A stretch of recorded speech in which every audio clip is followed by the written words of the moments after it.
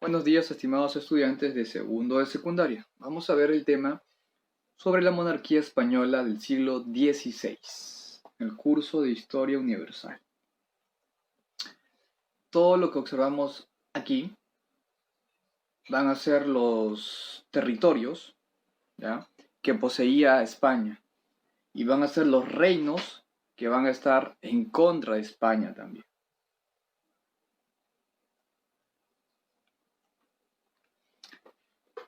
Para hablar de las Austrias mayores, se habla de los reinos más poderosos y con mayor extensión territorial en la historia de España. El representante número uno del poder total de España recae en manos de Carlos I o Carlos V de Alemania. ¿Por qué el nombre Carlos I o Carlos V? Se le llamaba Carlos I cuando se hacía referencia a España, a Flandes, a los reinos que poseía Carlos I, ya sea en América o en Europa. Carlos I. ¿Y por qué Carlos V? Cuando se hablaba del CIRC, solo el CIRC, que es el Sacro Imperio Romano Germánico, cuando solo se hablaba del CIRC, se le llamaba Carlos V. Por lo tanto, Carlos V es usado para hacer referencia del CIRC, emperador del CIRC, y para hacer referencia de los demás territorios se utilizaba Carlos I. Pero es lo mismo, simplemente cambia el nombre, el 1 o el 5, por los territorios que va a poseer. Carlos I tenía todos los territorios por parte de sus abuelos maternos y paternos. ¿Y Carlos I de dónde aparece? ¿Hijo de quién es? ¿Cómo llega al poder? Carlos I era hijo de Juana la Loca con Felipe el Hermoso. Y Juana la Loca, a la vez, era hija de los reyes católicos, Isabel de Castilla y Fernando de Aragón. Los reyes católicos vendrían a ser de Carlos I sus abuelos.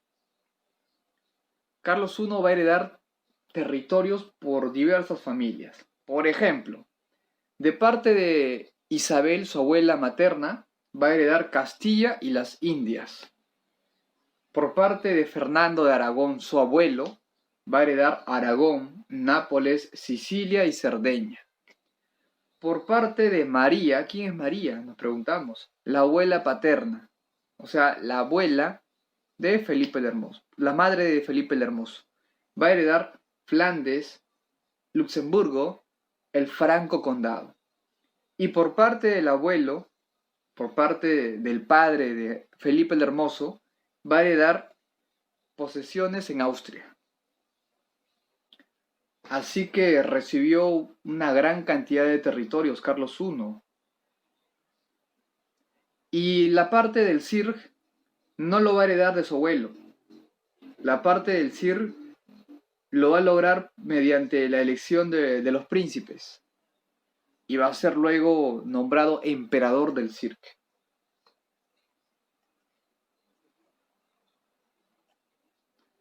Cuando comenzó su gobierno de Carlos I fue muy complicado. Los comuneros de Castilla se rebelan contra Carlos I, contra su autoridad, pero Carlos I envía su ejército y sofoca la rebelión, y manda asesinar a Padilla, a Bravo y a Maldonado. ¿Quiénes son estos tres personajes? Los que incitaron la revuelta de los comuneros. Los mandó a matar. Adiós problema. Otro problema, pero a nivel externo. Francia. Francia quería quedarse con los territorios de España en Italia. Así que Carlos I se enfrenta a Francia para poder recuperar los territorios. Por otro lado, otro país, los turcos van a invadir Hungría y estaban amenazando que iban a llegar hasta Viena, o sea, hasta Austria. Y Austria es territorio de Carlos I. Así que están amenazando sus territorios. Es por eso que Carlos V o Carlos I se enfrenta a los turcos y los derrota. Por otra parte, había otro enemigo, que eran los piratas berberiscos. ¿De dónde son esos piratas berberiscos? De África, de la parte norte de África. Y estos piratas berberiscos eran aliados de los turcos. ¿Cuál era el objetivo de los turcos y los piratas berberiscos contra Carlos I? Quedarse con la ruta comercial, quedarse con la ruta del mar Mediterráneo. No olvidemos que la ruta del Mediterráneo es muy buena porque une 3 continentes. Si tú dominas el Mediterráneo, tú le puedes cobrar impuestos a cualquier país que utilice la ruta del Mediterráneo y ellos se deben pagar si no quieren un enfrentamiento armado. Así que la lucha comercial era una lucha muy importante.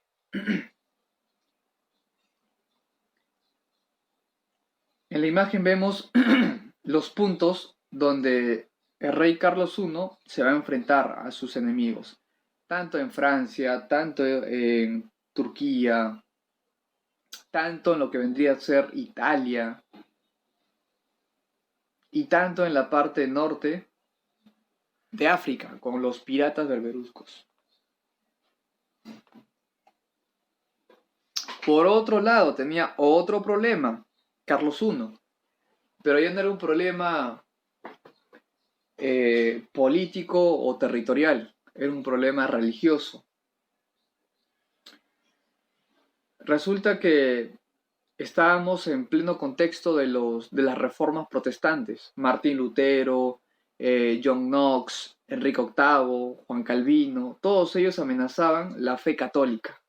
Entonces Carlos I debía ponerle freno al avance de los protestantes en España y en todos sus reinos. Tuvo que hacer algo Carlos I. Tuvo que poner un alto al avance de los protestantes y puso un alto con Martín Lutero, convocando a la dieta de Worms para poder evitar que los protestantes, para poder evitar que los luteranos tengan cada vez más seguidores en España y en los territorios de Carlos I. Pero ¿qué ocurre? Carlos I tenía tantos territorios que no podía gobernarlos todos a la vez, y además no estaban de acuerdo todos con que sea gobernante del CIRG. Para evitar una guerra y un conflicto mayor, Carlos V tuvo que ceder su imperio a su hermano, Fernando. Tuvo que ceder territorios, porque si no cedía territorios, eso iba a acabar en una guerra. O sea, más enfrentamientos. Así que le tuvo que ceder a su hermano Fernando el CIRG y ciertos patrimonios de Austria. Recién cuando Felipe II obtiene la mayoría de edad, va a recibir todos los territorios que su padre Carlos I o Carlos V pudo conquistar. O sea, va a recibir Castilla, América, sus colonias en América, Aragón, Flandes y el Franco Condado. Todo eso va a recibir Felipe II. Felipe II, hijo de Carlos V o Carlos I. A ver, una de sus políticas, una de las medidas que va a tomar ingresando o tomando el poder de España y de las demás colonias o territorios, va a ser proteger la fe católica. Lo que su padre inició, Felipe II lo va a hacer más radicalmente.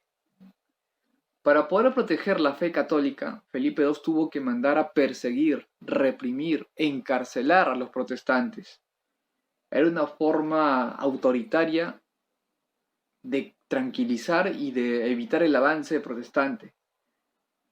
En muchos de los casos, Felipe II mandó a quemar, mandó a la hoguera a muchos protestantes.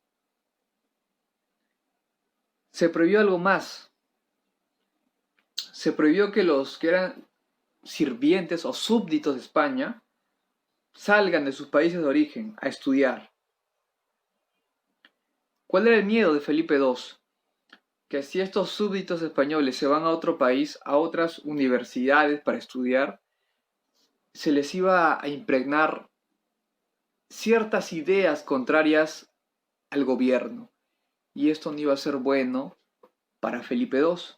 Así que para evitar ideas contrarias al gobierno de Felipe II, le prohibió a todos los súbditos que estudien en el extranjero.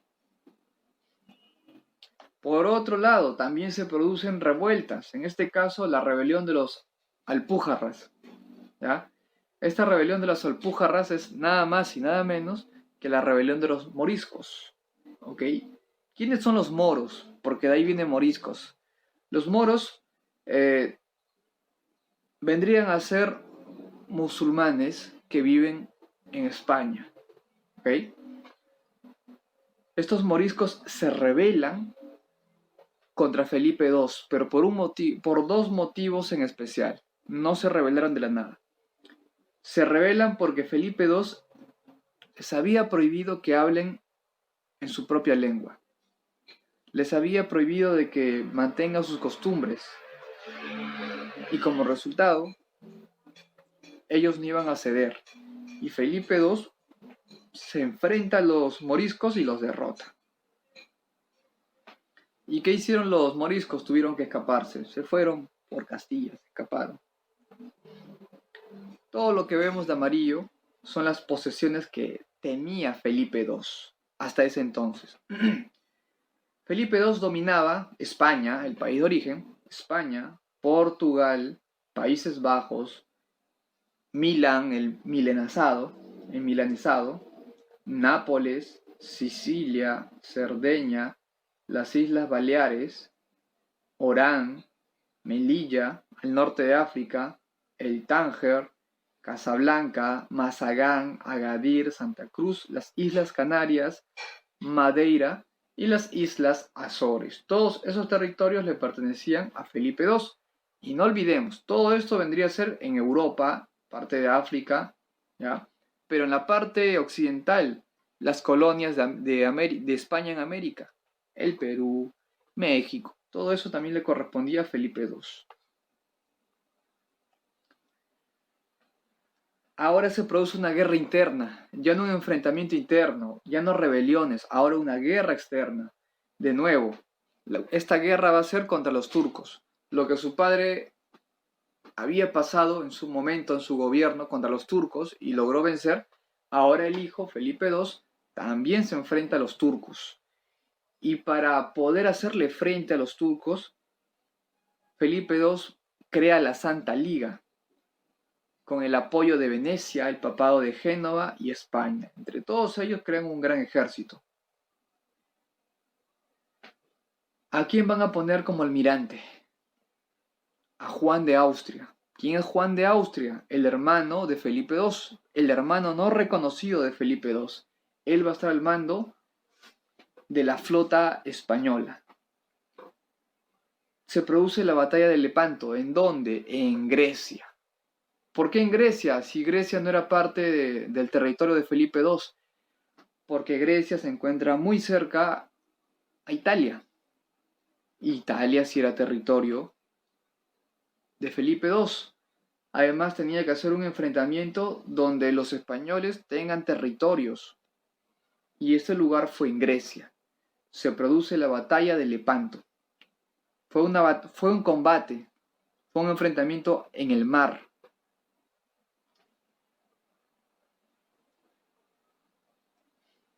En 1580, Portugal regresa de nuevo a España. ¿Qué ocurre aquí? Resulta que Portugal sí tiene un rey, igual que España. Pero muere Sebastián de Portugal, que era el rey de España, que era el rey de Portugal, y no deja hijos. Cuando un rey, sea del país que sea, muere y no queda ningún descendiente real, ningún hijo, lo que se genera es una guerra civil, porque otro rey de otro país va a querer reclamar ese derecho, o tal vez internamente van a querer reclamar el derecho. Entonces, ¿qué pasa aquí? aquí hay lado consanguíneo. Felipe II era hijo de la emperatriz Isabel. Isabel, ¿qué es lo que va a hacer? Va a reclamar sus derechos al trono portugués, porque tenía similitud consanguínea con Portugal. Por lo tanto, Felipe II, al ser hijo de esta emperatriz Isabel, va a reclamar el trono para él, ya que no había ningún heredero, y por derecho real le correspondía a Felipe II heredar Portugal. Así que Felipe II lleva su ejército a Portugal y lo invade. ¿Y qué pasa con Portugal? Viene a ser un nuevo territorio de España.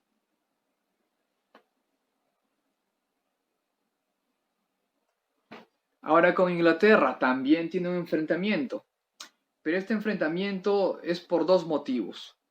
Un enfrentamiento religioso y un enfrentamiento comercial. El religioso es simple. Isabel I, que era reina de Inglaterra, era anglicana, o sea, era protestante. El anglicanismo es un movimiento religioso del protestantismo, ¿ya? ¿Y qué pasó? Esta reina Isabel I, que era anglicana, apoya a los holandeses. Y sabemos que Holanda es una de las provincias de Países Bajos. ¿Y qué pasa con Países Bajos? Felipe II es rey de Países Bajos, posee Países Bajos. O sea, Isabel I era una instigadora. Estaba promoviendo que en Holanda se acepte el protestantismo, se acepte el anglicanismo. Y eso va en contra de las costumbres religiosas de Felipe II, que era católico, 100% católico. Entonces, lo que está haciendo esta reina es incitar a los pobladores de Holanda, del territorio de Felipe II. Ese es uno.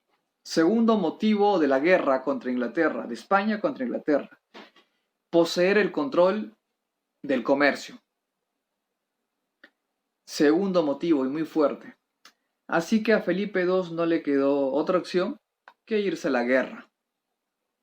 La idea era derrotar a Isabel I y apoderarse de Inglaterra y apoderarse de la ruta comercial y hacer que los holandeses no sean influenciados por el anglicanismo.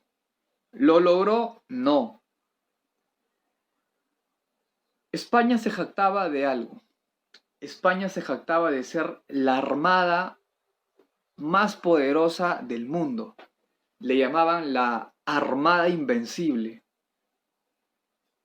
Porque hasta ahora ningún país en el mundo había logrado derrotar a España en el mar. Ninguno. Pero puso a prueba su fama enfrentándose a Inglaterra. Inglaterra no se quedaba atrás. Inglaterra resalta por tener una de las flotas navales más grandes de todo el mundo en la época. Así que iban a poner en práctica sus títulos de la Armada Invencible por España y de la armada más numerosa y poderosa por parte de Inglaterra. Y la Armada Invencible fue derrotada, fue aplastada. España perdió la guerra a nivel marítimo. La Armada Invencible dejó de ser invencible y pasó a ser una armada más. Inglaterra derrota a Felipe II y la fama de invencible desapareció por parte de España. Pero ahí no queda todo. Ahí no queda todo. Luego que fue derrotada España en el mar, ¿ya?, por la reina Isabel I, luego hay otro enfrentamiento. No el mismo año, sino décadas después. Décadas después, España se va a la guerra contra Francia. Y para colmo, en España estaba renaciendo de nuevo el protestantismo. Estaban apareciendo los hugonotes, o sea, los hugonotes son los calvinistas, ¿ya? Pero, por otra parte, también habían problemas en Países Bajos. seguía la amenaza de Inglaterra y seguía la amenaza de Francia. Felipe II no pudo arreglar el problema que había de el aumento de los protestantes en Países Bajos y en su territorio. No pudo resolver esos problemas. Siempre van a quedar pendientes, porque no pudo darle una solución final, sino que él trataba de dar paliativos. Y en 1598 fallece en el Escorial, el mismo lugar donde su padre Carlos I falleció, en el mismo lugar. ¿Y qué demostraría Inglaterra al derrotar a la Armada Invencible? Que España ya no es un país todopoderoso y que España puede ser derrotado. Y eso fue lo que demostró. Con eso acabaría el gobierno de Felipe II. En Países Bajos va a haber revueltas, sí, con los holandeses, con diversos grupos protestantes, que Felipe II ni Carlos I pudo darle solución final. Muy bien, esto sería todo, nos vemos en una siguiente clase.